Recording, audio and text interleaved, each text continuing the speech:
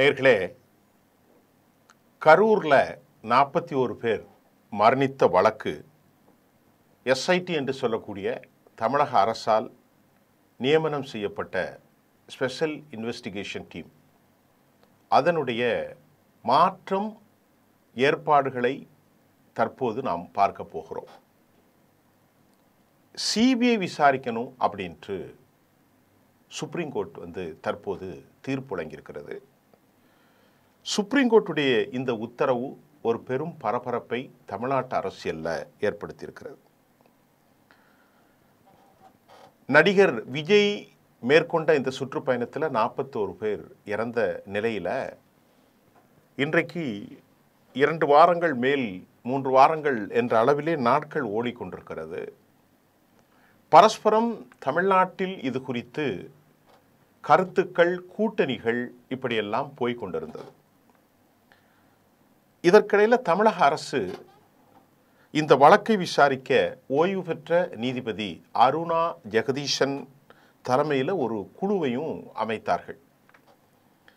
இந்த வழக்கு தொடர்பான கரூர் போலீசார் விசாரணை தடை விதிக்க சென்னை உயர்நீதிமன்றத்தில் வடக்கு மண்டல ஐஜி அஷ்ரா கார்க் தலைமையில் சிறப்பு விசாரணை குழுவை அமைத்து அவர்கள் உத்தரவிட்டார்கள். அஷ்ரா கார்க் கரூருக்கு சென்று உயிர் பலிக்கு காரணமான காரணங்களை குறித்து அவர் ஆய்வு செய்கிறார், தீவிர விசாரணை மேற்கொள்கிறார். சென்னை உயர்நீதிமன்ற உத்தரவை ஏற்காத விஜய் கட்சி, அதாவது தாவேகா, இந்த உத்தரவுக்கு தடை விதிக்க கோரி உச்சநீதிமன்றத்தில் மேல்முறையீடு செய்கிறாங்க.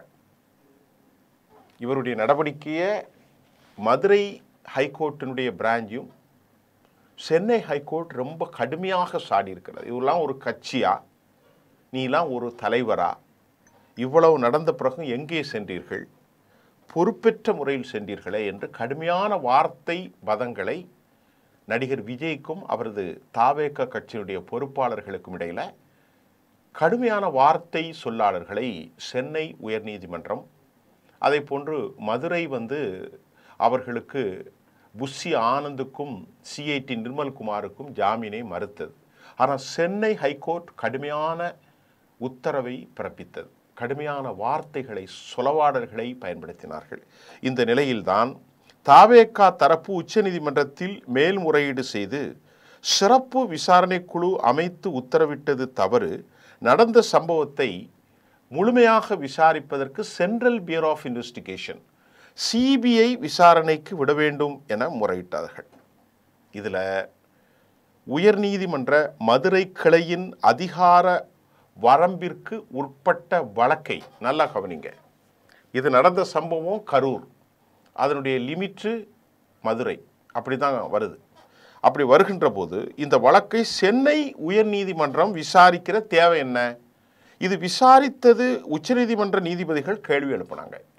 அதனுடைய விவகாரத்தை விசாரிப்பது போக்குவரத்து சென்னையில் தான், மதுரையில் தான் இருக்குது. இது ஏன் சென்னையில் விசாரித்து அவர் நீதிபதி கடுமையான வார்த்தைகளெல்லாம் வைத்தார்? இதுக்கு என்ன கேள்வின்னு உச்சநீதிமன்றம் இப்போது கேள்வி எழுப்புறாங்க. சென்னை உயர்நீதிமன்ற தனி நீதிபதி பிறப்பித்த இந்த உத்தரவு சென்னை உயர்நீதிமன்றத்தின் மதுரை கிளை 2 நீதிபதிகள் அமர்வு விசாரித்து பிறப்பித்த உத்தரவும் முரண்பட்டு இருக்கிறது. இதை தான் உச்சநீதிமன்றம் சொல்லி காட்டுகிறது. மறுபடியும் சொல்கிறேன், சென்னை உயர்நீதிமன்றத்தின் மதுரை கிளை 2 நீதிபதிகள் அமர்வு விசாரித்து பிறப்பித்த உத்தரவுகள் முரண்பட்டு இருக்கிறது. சென்னை உயர்நீதிமன்ற தனி நீதிபதி பிறப்பித்த உத்தரவும் சென்னை உயர்நீதிமன்றத்தின் கீழ் வருகிற மதுரையினுடைய 2மே முரண்படுவதாக உச்சநீதிமன்றம் இப்போ சொல்லுது. இந்த நீதிமன்ற நடைமுறைகள் முறையாக பின்பற்றப்படவில்லை என உச்ச நீதிமன்றத்தை நீதிபதிகள் மகேஸ்வரி மற்றும் ஆச்சாரியா ஆகியோர் கருத்து தெரிவித்து வழக்கு விசாரணையை முடித்து தீர்ப்பு தள்ளி வைக்கப்பட்டுள்ளது. இந்த வழக்கின் தீர்ப்பு அக்டோபர் 13ஆம் தேதி வெளியானது. இன்றைக்கு காலையில் வெளியாயிற்று. இந்த தீர்ப்பில் சிபிஐ விசாரணைக்கு உத்தரவிட்டாங்க. இது திமுக அரசுக்கு ஒரு பெரும் பேரிடி. மேலும் நீதிபதிகள் பிறப்பித்த உத்தரவு விசாரணையை மேற்பார்வையிட ஒரு குழுவை அமைச்சிருக்கிறாங்க. மேற்பார்வையிட ஓய்வு பெற்ற சுப்ரீம் கோர்ட் நீதிபதி அஜய் ரஸ்தோகி தலைமையில் குழு அமைக்கப்பட்டுள்ளது. ரொம்ப முக்கியங்க, இது ஒரு தேசிய விவகாரம். இந்த முடிவில் இதை மானிட்டர் பண்ணுறதுக்கு அப்பாயின்மெண்ட் செய்யக்கூடிய 2 ஐபிஎஸ் அதிகாரிகள் இடம்பெற வேண்டும்.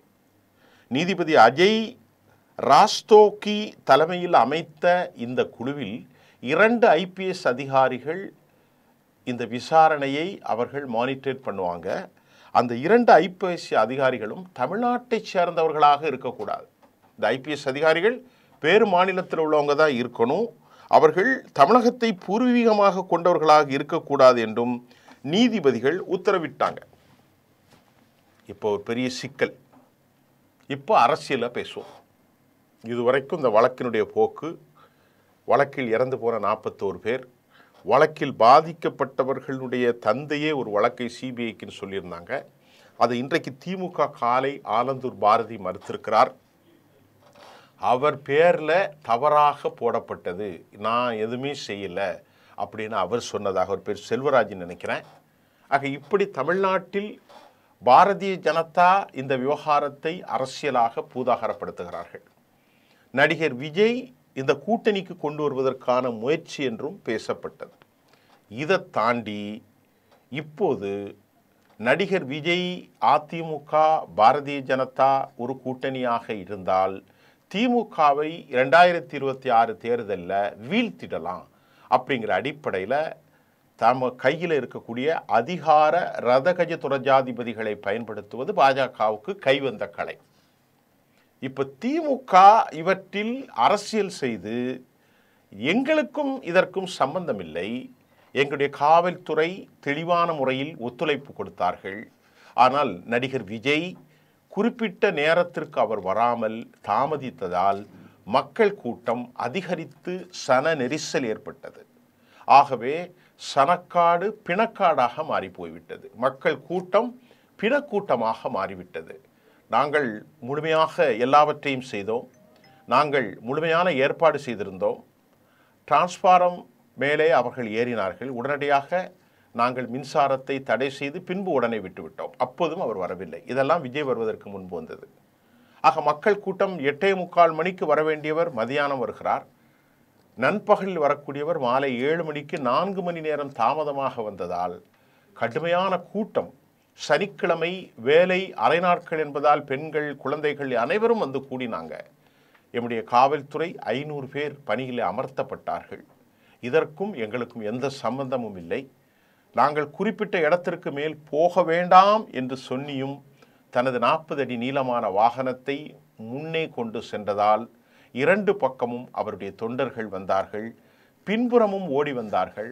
ஆயிரக்கணக்கானவர்கள் வந்துவிட்டதால் தள்ளுமுள்ளு ஏற்பட்டு இவரை பார்க்க ஏற்கனவே நிலை கொண்ட படைகள் முன்னால் வரவும் அதில் மிதிப்பட்டு இறந்து போனார்கள். இதில் காவல்துறை ஒன்றும் செய்ய முடியாது என்பதை தமிழ்நாடு அரசினுடைய நியாயவாதமாக இருக்கிறது. அப்போ விஜய் அவர்கள், அவருடைய கட்சியும் யாரும் பேசுவதற்கு ஆள் இல்லை. எல்லாருமே ஒரு மௌனிக்க ஒரு மியூட் மோடுக்கு போயிட்டாங்க. அவரை சந்திப்பதற்கு புஷி ஆனந்த் எங்கே இருக்கிறார், அவரை சந்திப்பதற்கு சிஐடி நிர்மல்குமார் எங்கே இருக்கிறார், அதே போன்று ஜான் அருண் எங்கே இருக்கிறார், ஜான் ஆரோக்கியசாமி எங்கே இருக்கிறார், ராஜ்மோகன் எங்கே இருக்கிறார், ஆதவ் அர்ஜுனா, யாரையுமே கண்டுபிடிக்க முடியல. இப்படி ஒரு கட்சி இருப்பது இந்த தீர்ப்பை தாண்டியும் வருத்தத்துக்குரியது. இந்த தீர்ப்பு விட்டுருங்க, நாம் நீதிமன்ற தீர்ப்புகளை எப்போதும் வரவேற்போம். இதற்கு இடையில் பாரதிய ஜனதா இந்த விஷயத்தில் அக்கறை காட்டுவது என்ன ஒரு கேள்வி எழுகிறது.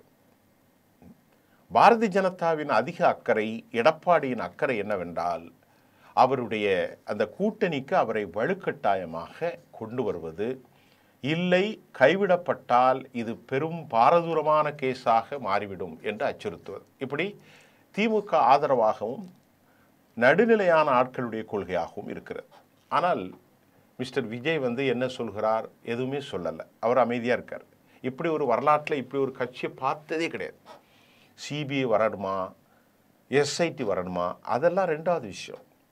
மதுரை கிளை, சென்னை ஹைகோர்ட், இதை தாண்டி சுப்ரீம் கோர்ட்டுடைய மகேஸ்வரி அவங்களுடைய தீர்ப்பை தாண்டி கன்சர்ன் எதுவுமே சொல்லலை. பாதிக்கப்பட்டவர்களை பார்க்கல. இது ஒரு தார்மீக நெறிமுறைகளுக்கு அப்பால் இருக்கிறது. வழக்கு, சட்டம் இதையெல்லாம் தாண்டி இது ஒரு தார்மீக நெறிமுறைகளுக்கு அப்பால் இருக்கிறது. ஒரு கால் தமிழ்நாடுடைய இன்ஸ்டிடியூஷன் பாடியாக முதல்ல கேட்குற போது தமிழ்நாட்டில் இருக்கக்கூடிய சிபிஐ தாண்டி சிஐடி, தமிழ்நாட்டில் இருக்கக்கூடிய எஸ்ஐடி, இதை விசாரணையில் குறைகள் வந்தால்தான் சிபிஐக்கு போகணும் அப்படின்னு தமிழகத்தில் இருக்கக்கூடிய அந்த நீதிமன்றங்களுடைய வரம்பை மீறி உச்ச நீதிமன்றம் தமிழக அரசால் நிர்வாகிக்கப்பட்ட அப்பாயின்மெண்ட் செய்யப்பட்ட அஷ்ரா கார்கினுடைய தலைமையில் தமிழ்நாடு அரசால் நிர்ணயிக்கப்பட்ட இந்த குழுவை விசாரிப்பதற்கு உரிமை இல்லை என்றும், இது ஒரு மேனிப்புலேஷன், ஒரு தவறாக பயன்படுத்தும் நடவடிக்கைகள் இருக்கிறது என்ற ஒரு காரணத்தை அவர்கள் முன்னெடுத்துதான் தற்போது அவர்கள் சிபிஐக்கு அனுப்பியிருக்கிறார்கள். இப்போ நமக்கு என்ன கேள்வி என்னால், சிபிஐ என்ன ஒரு தனி ஏஜென்சியா? அது பாஜகவினுடைய கைப்பாவையாகத்தான் செயல்படும். தமிழ்நாடு எப்படி நீங்கள் நினைக்கின்றீர்களோ அதே போன்று சிபிஐக்கான வரலாறு அப்படித்தான் உண்டு. ஆகவே அரசியல் செய்கிறார்கள். பாரதிய ஜனதாவுடைய பெரிய அரசியல், திமுக அதிலிருந்து டிபெண்ட் பண்ணுறதுக்கு அவர்களும் அரசியல். விஜய்ங்கிறவர் நீதிமன்றம் சொன்ன மாதிரி ஒரு பொறுப்பற்ற தலைவனாக போயிட்டார். இன்றைக்கு ஒருவேளை பாஜகவோடு இவர்கள் கூட்டணி வைத்தாலும் அல்லது வேறு விதமாக யூகம் வைத்தாலும் விஜயனுடைய அரசியல் அஸ்தமமாகுவதற்கு அதிக வாய்ப்புகள் உண்டு. தனித்துவமாக இரண்டு எதிர்த்தால் மட்டும்தான் அவருக்கு அரசியல் வாழ்க்கை. திமுகவினுடைய ஊழல்கள், திமுகவினுடைய குடும்ப அரசியல், திமுக அமைச்சர்களின் மீது அத்துமீறல்கள், அரசியல் ஏற்பட்டிருக்கக்கூடிய குறைகள், சட்ட ஒழுங்கு, இதையெல்லாம் அவர் கணிசமாக எதிர்க்க வேண்டும். இரண்டாவது, பாரதிய ஜனதாவினுடைய மதவாதம், அடிப்படைத்துவம், மத்திய அரசினுடைய செயலற்ற தன்மை, அதே போன்று அதிமுகவில் எடப்பாடி பழனிசாமியினுடைய ஒரு குறைபாடுகள், இதையெல்லாம் அவர்கள் எதிர்க்க வேண்டும். தனித்துவமாக நின்றால் விஜய்க்கான நாளை நல்ல எதிர்காலம் உண்டு. இன்றைக்கு இந்த வழக்கை கையாளுவதற்கு தெரியாமல் அவசரமாக அங்கிருந்து காலி செய்துவிட்டு டெல்லியோடு உறவு கொண்டு சிபிஐ வழக்கில் மாற்றப்பட்டு நாளை இணக்கமான போக்கை பாரதிய ஜனதாவோடு அவர்கள் சென்றால் இதோடு விஜயனுடைய அரசியல் அஸ்தமித்து போகும். 7-8% குறையும். பின்பு கழுதை தேய்ந்து கட்டெரும்பாக மாறியதாக கடந்த கால அரசியல் தலைவர்கள் எப்படியெல்லாம் கீழ் சென்றார்களோ அதற்கு இவரும் விதிவிலக்கல்ல என்பதுதான் நமது பார்வையாக இருக்கிறது. நன்றி.